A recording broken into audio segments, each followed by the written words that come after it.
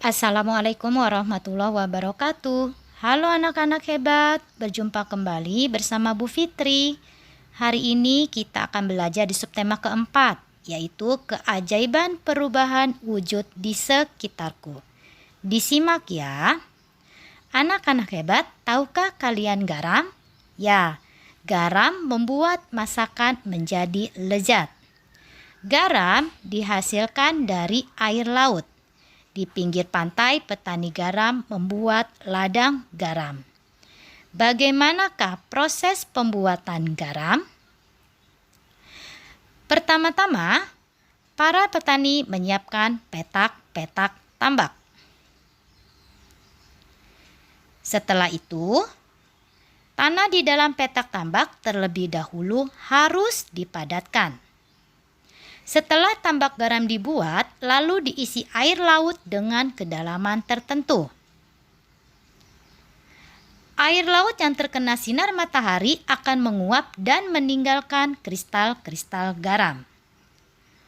Untuk mendapatkan lapisan garam yang tebal, setiap hari harus ditambah air lautnya.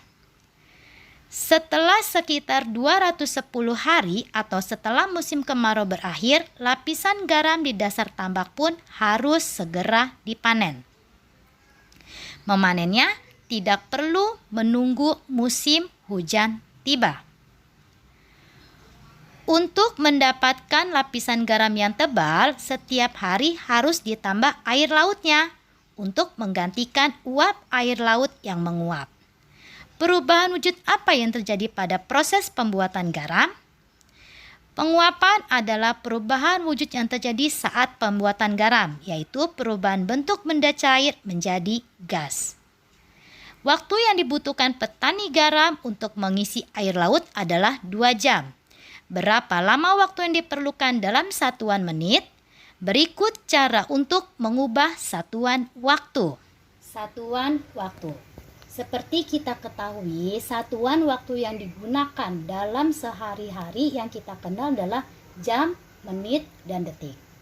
1 jam adalah 60 menit. 1 menit adalah 60 detik. Perhatikan contoh soal berikut ini. 2 jam akan kita rubah menjadi menit. 2 jam akan kita rubah menjadi menit dengan cara dikali. Karena 1 jam 60 menit, maka 2 jamnya 2 dikali 60 menit. Hasilnya adalah 120 menit. Maka 2 jam adalah 120 menit. Contoh soal berikutnya. 120 menit akan kita rubah menjadi jam. Jika dari jam ke menit itu dikali, maka dari menit ke jam caranya dibagi. 120 dibagi 60. Nolnya kita coret sama-sama 0, sisanya 12 dibagi 6.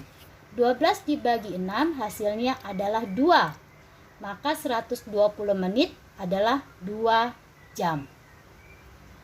Contoh yang ketiga. 70 menit berapa jam, berapa menit? Kita lihat. 70 menit mendekati ke angka 60 menit. Sini ya, mendekati angka 60 menit. 70 menit mendekati angka 60 menit. 60 menit ini adalah 1 jam. Nah, kita tulis di sini 1 jam. Sisanya berapa menit? Sisanya itu kita peroleh dari 70 menit dikurangi 60 menit. 60 menit ini kita ambil dari 1 jam. 70 menit dikurangi 60 menit, hasilnya adalah 10 menit. Maka 70 menit itu adalah 1 jam 10 menit.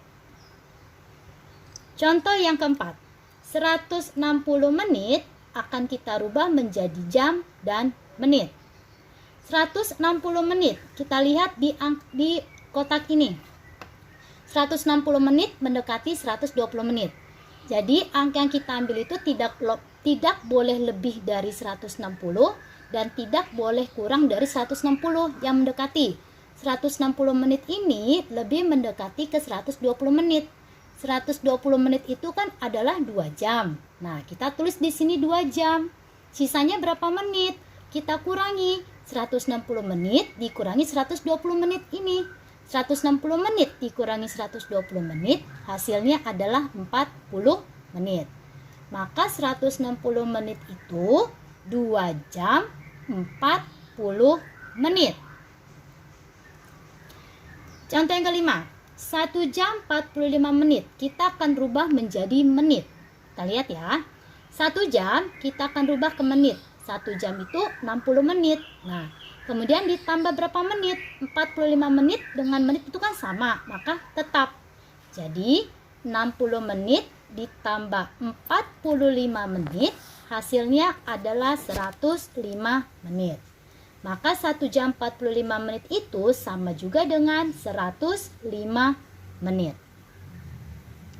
Cukup sekian penjelasan dari Bu Fitri. Bu Fitri ucapkan terima kasih.